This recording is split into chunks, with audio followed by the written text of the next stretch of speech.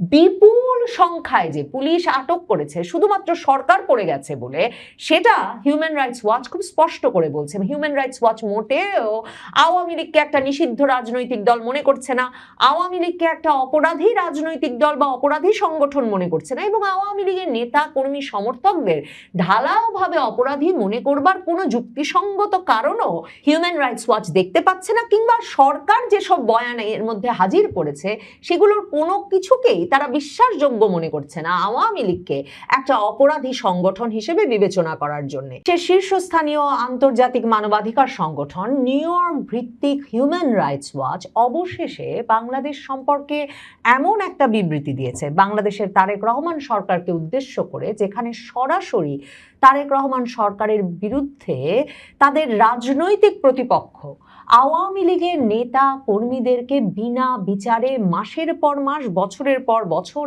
আটক রাখার অভিযোগ আনা হয়েছে, এবং আওয়ামী লীগের যেসব নেতা কর্মী বিনা বিচারে আটক রয়েছেন তাদের সেই আটক বন্ধে, মানে তাদের মুক্তির আহ্বান জানানো হয়েছে তারেক রহমান সরকারের প্রতি।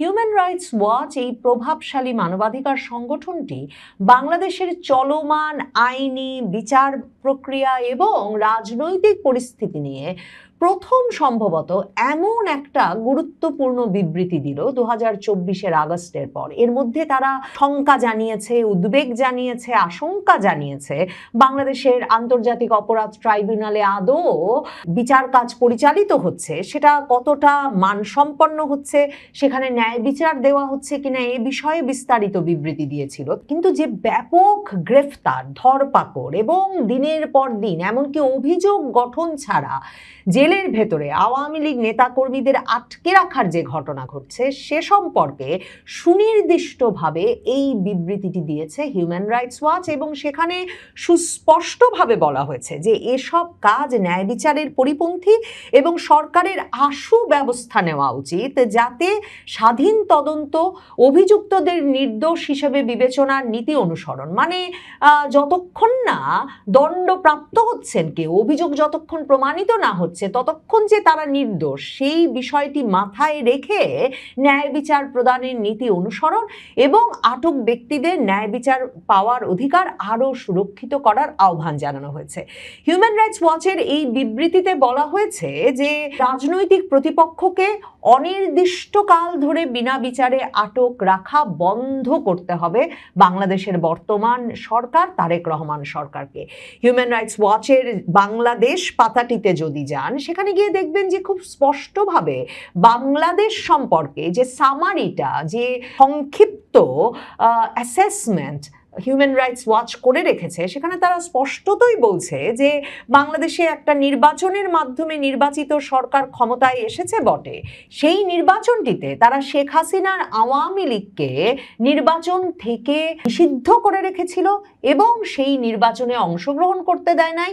এখন নতুন সরকারকে নিশ্চিতভাবেই বাংলাদেশে আগের সকল নির্যাতনের অভিযোগ ঝেড়ে ফেলতে বা দূরে সরিয়ে রাখতে ন্যায় বিচারের সুযোগ নিশ্চিত করতে হবে। এবং হিউম্যান রাইটস ওয়াচ বলছে যে অন্তর্বর্তীকালীন ইউনূস সরকারের আমলে যত মানুষকে ধরপাকড় করা হয়েছিল, আটক করা হয়েছিল, বিশেষভাবে আওয়ামী লীগের সমর্থক যাদেরকে আটক করা হয়েছিল, তাদের জন্য ন্যায় বিচার নিশ্চিত করা এই নতুন সরকারের একটা গুরুত্বপূর্ণ দায়িত্ব হবে। এই হিউম্যান রাইটস ওয়াচের উদ্বেগ, হিউম্যান রাইটস ওয়াচের পরামর্শ যে কত গুরুত্বপূর্ণ সেটা তারেক রহমান জানেন, কারণ প্রধানমন্ত্রী তারেক রহমানের মা বেগম খালেদা জিয়া যখন প্রধানমন্ত্রী, তখন এই হিউম্যান রাইটস ওয়াচ প্রথম বিশ্বের দৃষ্টি আকর্ষণ করেছিল খালেদা জিয়ার সৃষ্ট র্যাবের বিষয়ে। র্যাপিড অ্যাকশন ব্যাটালিয়ন নামে সেনাবাহিনী পুলিশ সমন্বয়ে একটা যৌথ বাহিনী গঠন করে যে ভয়াবহ রকমের মানবাধিকার লঙ্ঘনের ঘটনাকে এক রকমের আইন সিদ্ধ করে ফেলা হচ্ছে খালেদা জিয়ার আমলে, হিউম্যান রাইটস ওয়াচ তখন সেই 2006 সালে জাজ, জুরি অ্যান্ড এক্সিকিউশনার, মানে যে বিচারক সেই বিচার কাজ পরিচালনা করছে এবং সেই শাস্তিটা পর্যন্ত দিয়ে দিচ্ছে এক্সট্রা জুডিশিয়াল কিলিং এর মাধ্যমে, বিচার বহির্ভূত বহির্ভূত হত্যাকাণ্ড ঘটানোর মাধ্যমে সেই শিরোনামের একটা প্রতিবেদন করে, জাজ, জুরি অ্যান্ড এক্সিকিউশনার, এই প্রতিবেদনটা করে বাংলাদেশের elite security force RAB, Khaleda জিয়ার সৃষ্ট ওই র্যাব যে ব্যাপক নির্যাতন এবং বিচার বহির্ভূত হত্যাকাণ্ড ঘটাচ্ছে সে বিষয়ে সারা পৃথিবীর দৃষ্টি আকর্ষণ করেছিল। এবং সেই র্যাবকে শেষ পর্যন্ত তারেক রহমান ক্ষমতায় এসে তারেক রহমানকে ভিন্ন নামে পরিচালনার সিদ্ধান্ত নিতে হয়েছে, সেটাও হিউম্যান রাইটস ওয়াচ মাথায় রেখেছে। এবং এখনো বাংলাদেশ সংক্রান্ত সামারিতে তারা লিখে রেখেছে যে র্যাবটা এখনো রয়েছে তারেক রহমানের আমলেও, তবে ভিন্ন নামে রয়েছে। কাজেই তারেক রহমান জানেন যে সে দফায় এই হিউম্যান রাইটস ওয়াচের এই র্যাবের বিষয়ে তাদের সরকার তীব্র নিন্দা, কিংবা তার মা অপারেশন ক্লিন হার্ট পরিচালনা করে যে দেখা মাত্র গুলির অধিকার দিয়ে দিয়েছিলেন আইন শৃঙ্খলা রক্ষাকারী বাহিনীকে শুট অ্যাট সাইটের, সে বিষয়ে হিউম্যান রাইটস ওয়াচের তীব্র প্রতিবাদ যে শেষ পর্যন্ত বিএনপি সরকারের পতনের সময় আন্তর্জাতিক মহলকে তাদের বিষয়ে কোনো সমর্থন দেওয়ার ক্ষেত্রে উৎসাহিত করে নাই, বরং মার্কিন যুক্তরাষ্ট্রের রাষ্ট্রদূত সহ পশ্চিমা রাষ্ট্রদূতেরা তারেক রহমান, বেগম খালেদা জিয়ার সরকারকে একটা অত্যাচারী চরিত্র দিয়েছেন। সেসব তার বার্তাও উইকিলিক্সের মাধ্যমে প্রকাশিত হয়েছে। সেসব নিশ্চয়ই তারেক রহমানের মনে থাকবে এবং তিনি বুঝবেন যে হিউম্যান রাইটস ওয়াচ বলছেন যে তিনি আওয়ামী লীগ নেতাকর্মীদের তার রাজনৈতিক প্রতিপক্ষ বলে বিনা বিচারে মাসের পর মাস আটকে রেখেছেন এবং এদেরকে তার মুক্তি দেওয়া উচিত।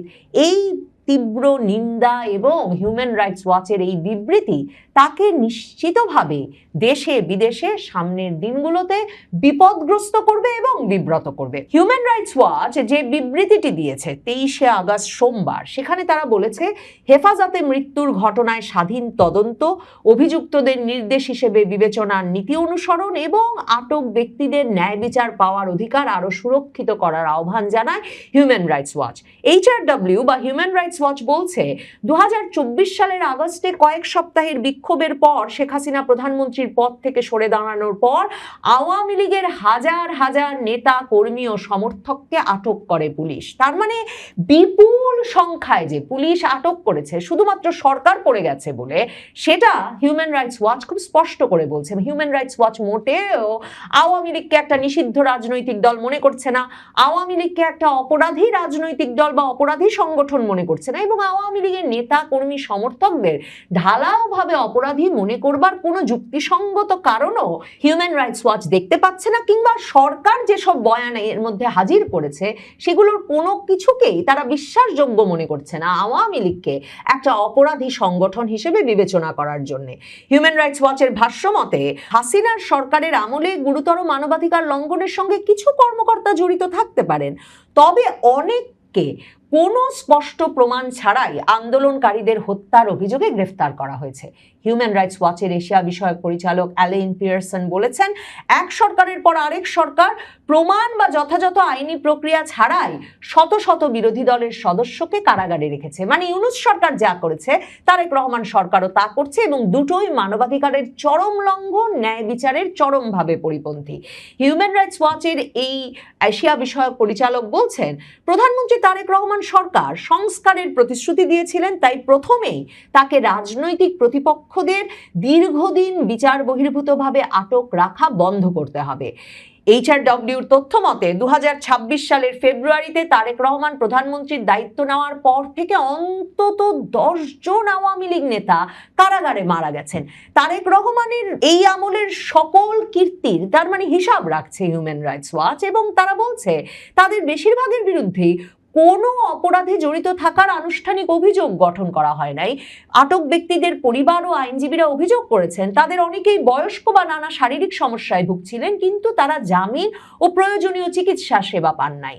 HRW এখন বলছে যেসব মামলায় কোনো প্রমাণ উপস্থাপন করা হয় নাই সেসব ক্ষেত্রেও প্রসিকিউশন বারবার জামিনের বিরোধিতা করেছে। নিম্ন আদালতগুলো নিয়মিত জামিন আবেদন নাকচ করছে। উচ্চ আদালত থেকে জামিন পাওয়ার পরেও কর্তৃপক্ষ নতুন মামলা করে মুক্তি ঠেকাচ্ছে বলে অভিযোগ করছে হিউম্যান রাইটস ওয়াচ। সংস্থাটি এক্ষেত্রে সাবেক প্রধান বিচারপতি ABM খায়রুল হকের মামলার উদাহরণ দিয়েছে। 82 বছর বয়সী সাবেক প্রধান বিচারপতিকে 2025 2025-এর 24শে জুলাই একজন আন্দোলনকারীকে হত্যার অভিযোগে গ্রেফতার করা হয়। পরে দুর্নীতির অভিযোগ সহ আর 4টি মামলায় তাকে গ্রেফতার দেখানো হয়।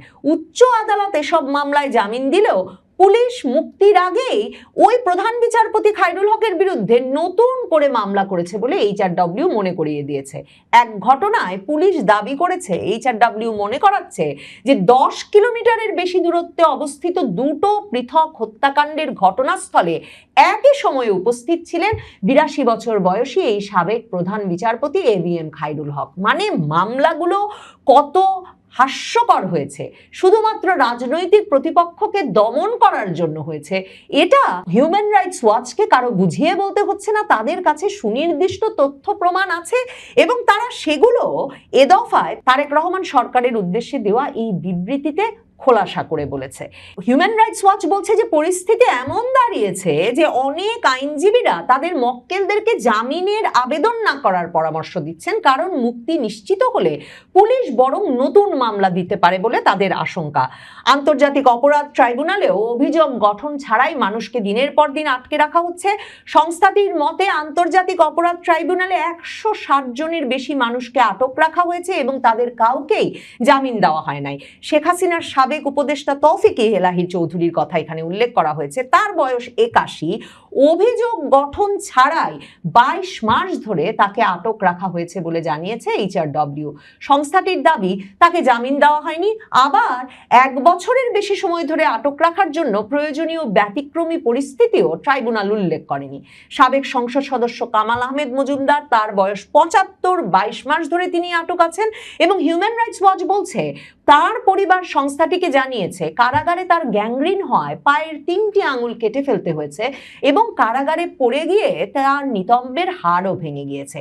কিন্তু গত জুলাইয়ে ট্রাইব্যুনাল তার জামিন আবেদন আবার নাকচ করেছে। হিউম্যান রাইটস ওয়াচ বিশেষভাবে উদ্বেগ প্রকাশ করেছে হেফাজতে মৃত্যুর বিষয়ে। ওই যে বললাম তারেক রহমান সরকারের আমলেই কতজন মারা গেছেন বিনা চিকিৎসায় বিনা জামিনে, সেটা কিন্তু হিসাব রেখেছে হিউম্যান রাইটস ওয়াচ এবং তারা বলছে যে এক্ষেত্রে বেশ কয়েকজন আটক ব্যক্তিকে পর্যাপ্ত চিকিৎসা দেওয়া হয় নাই। আওয়ামী লীগের সাবেক সংসদ সদস্য রমেশ চন্দ্র সেন চলতি বছরের 7ই ফেব্রুয়ারি হেফাজতে মারা যান।